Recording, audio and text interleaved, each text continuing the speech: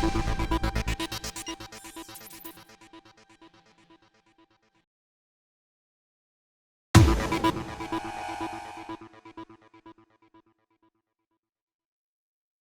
conflict we're looking at, and what scale do you envisage of this possible confrontation?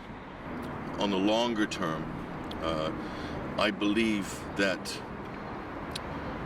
this is going to be a protracted engagement. In other words, they've been hyping up the war with Iran, or the possibility of a unilateral strike with the United States and Israel going in together for over a year now.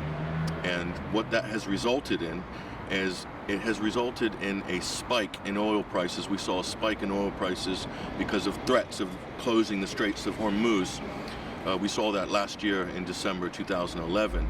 Now, the other effect it has is all the Gulf state allies, I'm talking about the petromonarchies like Qatar, the Emirates, Bahrain, Saudi Arabia, they've all been rushing to the U.S. arms manufacturers to buy the latest defense, missile defense systems and arms, etc. So it's been a win-win situation for the arms manufacturers and for the oil companies. But once they've extracted enough wealth out of the hype of the attack on Iran, we might see the imminent military engagement itself. Now, this is going to be very tricky for the West.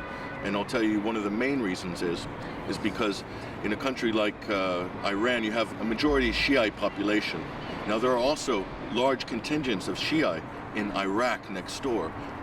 Now, the stability of Iraq is very important in the West's game plan to surround Iran and to compromise its external borders. We also have a Shiite population in Bahrain, which has been recently very active in uprising against the minority royal family, which is not a Shiite. So we also have Shiite pockets in Lebanon.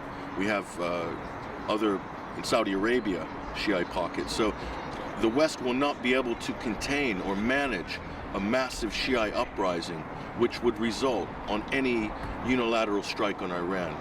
Now, there's also the domino effect. The attack on Iran will not happen until two things happen. One is the destabilization and regime change in Syria, okay?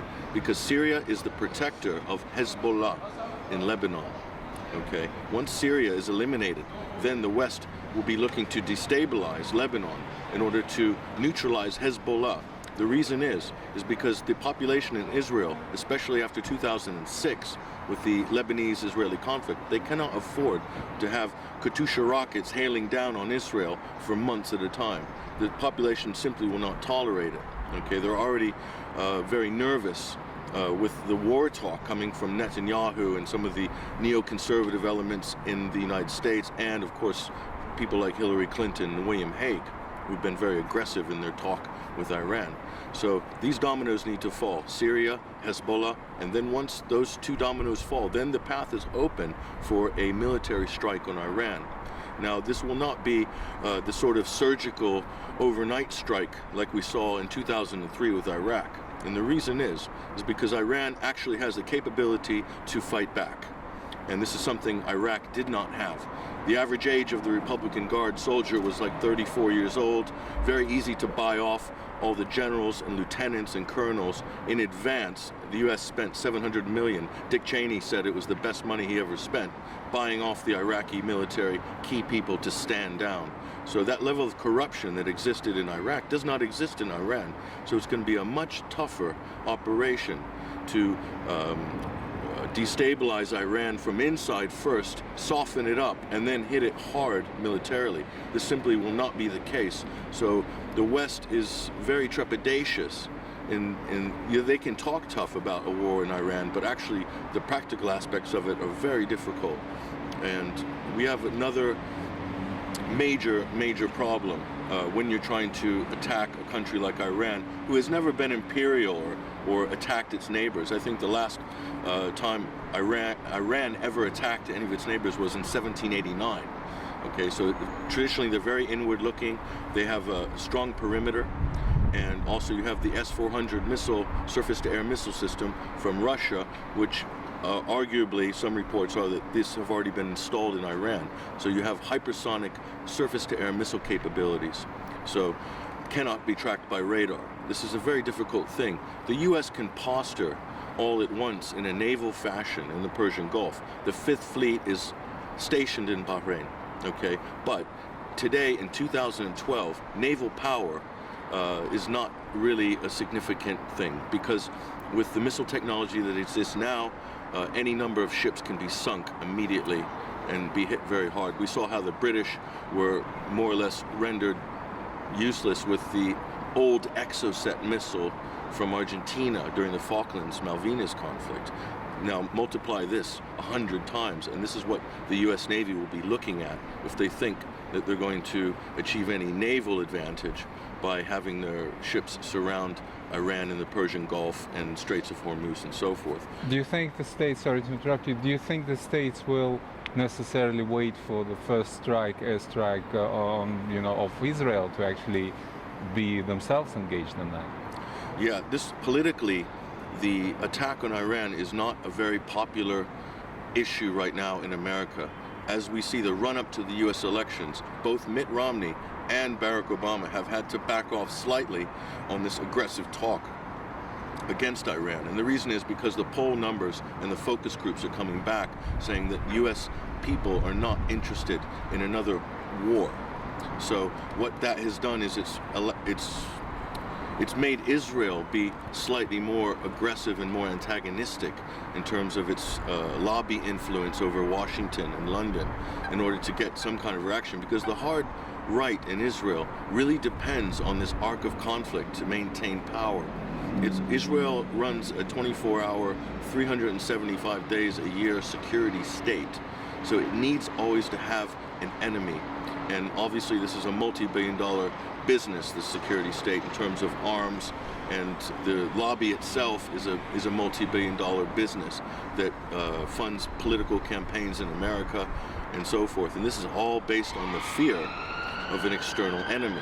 So this is going to be very tricky. Now, if Israel is to strike unilaterally, like it has done in the past with Syria, allegedly hitting nuclear facilities and so forth, then U.S. would be forced to support Israel, because the power of the Israeli lobby in the United States is massive. And I don't know if any political party would be able to withstand that kind of media pressure from those outlets and to ignore partnering up with Israel in a strike. Now this is going to be very dodgy territory, and this is obviously why, since they've been talking tough with Iran as far back as 2004, they haven't actually done anything other than there's been assassinations of nuclear scientists. The U.S. has funded, under George Bush, allocated some $450 million in order to fund terrorist groups like Jundallah in Iran. So they've been doing proxy guerrilla terrorist sort of undermining of Iranian society, blowing up police stations and so forth. But as far as a hard military confrontation, this is a whole matter altogether. So we basically cannot calculate or see any sort of bold visual outcomes. So if it all starts, it's really difficult to actually predict what's going on. If it starts, how it will unfold is there will be an initial strike by Israel, and the U.S. will have to support it from a logistical, a naval point of view. There will be an initial strike, and they will hit Iran's nuclear facilities first, and also key military and communication points in Iran. And that's where the U.S. would have to be forced to join in. Then there will be a break. They'll have to audit the damage and so forth. But during that 1 week break after the attack, this is where the Western powers in Israel have their hands full, because during that week break, there's going to be a massive Shiite uprising all over the region, in Bahrain, in Iraq, in Saudi Arabia. Saudi Arabia and Bahrain are already heavily hamstrung by domestic unrest, and this will amplify if they go in unilaterally on Iran. There's also a very anti-imperialist, anti-NATO, anti-Western sentiment throughout all these countries after nearly a decade of conflict and occupation. And of course, we have the Palestinian issue that has never been resolved, and that's the forefront of a lot of Islamic communities' agendas all throughout the Middle East and Central Asia. So, the U.S. is having, and the Britain, through their NATO organization, are already having a very difficult time containing and managing Afghanistan. And they will also have a difficult time managing Iraq if they strike or do any confrontation with Iran.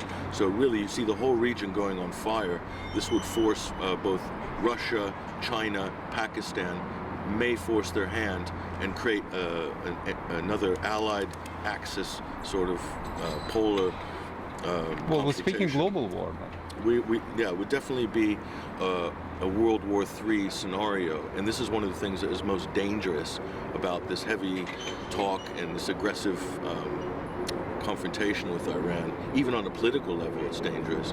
But Iran is a very old civilization. It's been around for thousands of years.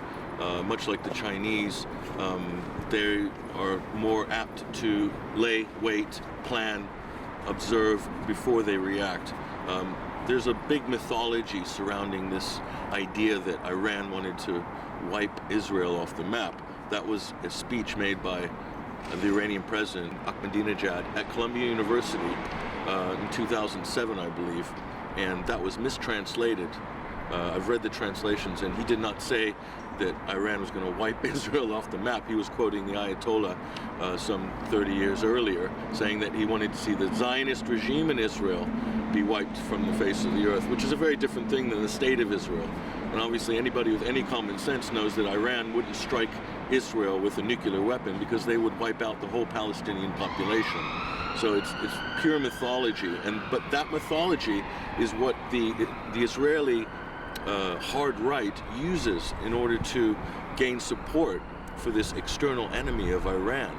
And of course Saudi Arabia sees Iran as an economic rival, for economic dominance, and Iran could turn around and sell their oil supplies in other currencies. Like they've already struck a deal, I believe, recently to sell some oil to China in yuan. They're also supplying oil to South Korea and to other countries. I believe even Greece might still be importing Iranian oil. So this flies in the face of Western sanctions. So the plan from the West, from A to B, is not really going very well at the moment. And the danger here is it might force a military hand. Don't ask me why they would want to start a World War III, but I think we've seen the behavioral patterns of the Israeli and the US and the British governments in recent years. It's been slightly psychopathic, so I don't think it makes any economic sense to engage in a third world war. It doesn't make any military sense. But what it would do, if they did lay their cards on the table and go for it, and go for a strike on Iran, what it would mean a reordering of the world in terms of, after World War II, the League of Nations was blamed for not being strong enough. And so the United Nations emerged in the wake of World War II.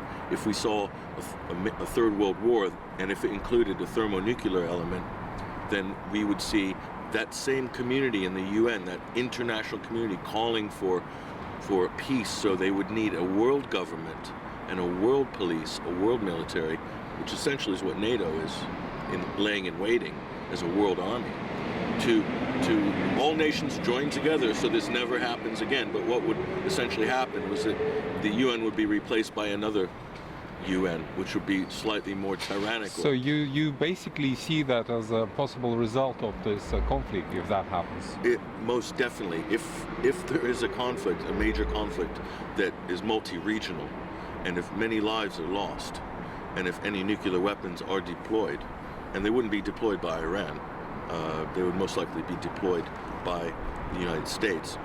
And another country like Russia or North Korea or China could retaliate if they were threatened, or if they were struck by a U.S. thermonuclear device. They would then retaliate, and then we'd have World War III. So it is a very dangerous scenario in terms of that. And most definitely, as a result of that, there would be a new world order, or a one world order. And the narrative would be, we need to do this to move forward because the UN didn't work. When in fact, the UN is probably the cause of a lot of these conflicts. And the fact that the UN has not stood up. Any Secretary General, I would say the last two, Kofi Annan and Ban Ki-moon, have never stood up and censored the sort of war talk that's really inflaming international relations, and the sanctions that are really collectively punishing people in Iran, people in Syria, for no real reason, with no evidence. The International Atomic Energy Agency's reports have not found any evidence that Iran is increasing its enriching of uranium, that is increasing its nuclear program in terms of weapons-grade plutonium. So no evidence exists. Even the CIA's own intelligence assessments, multiple intelligence assessments, have come back as negative. Iran is not pursuing a nuclear weapons program. So where is the motive? Where is the evidence? But we have all the pieces in place right now that could be the perfect storm. A huge U.S. naval contingent surrounding Iran, which are basically sitting ducks for an Iranian surface-to-air missile. Any of those ships fire any cruise missiles on Tehran or any part of Iran, the Iranians will retaliate, and those ships will be at the bottom of the Persian Gulf. And then the rhetoric from the U.S. would be, they've sunk our USS Enterprise, which is an old, soon-to-be decommissioned aircraft carrier, which is sitting in the middle of the Persian Gulf right now, or in Bahrain. And it's a perfect storm, like we saw in 1898 with the Spanish-American War, the sinking of the Maine. That was used as the battle cry. Yeah, well, the Gulf of Tonkin. Yeah. It's quite a sort of a deep historical comparison. But what I'd like to actually ask is, this new order, will it necessarily be dominated by the Americans, or you think that there could be a disastrous outcome for them? If it was a multi-regional conflict, military conflict, the U.S. is likely to suffer some serious casualties, because this could be a protracted conflict. It could last a number of years. Okay, people will be forced to take sides. So definitely this new world order might be dominated by a European center. Okay, it could be German dominated. Right now, the dominant power in Europe is Germany. The dominant central bank in the ECB is Deutsche Bank. Okay, Washington and the U.S. dollar will suffer heavily if they engage in a world war.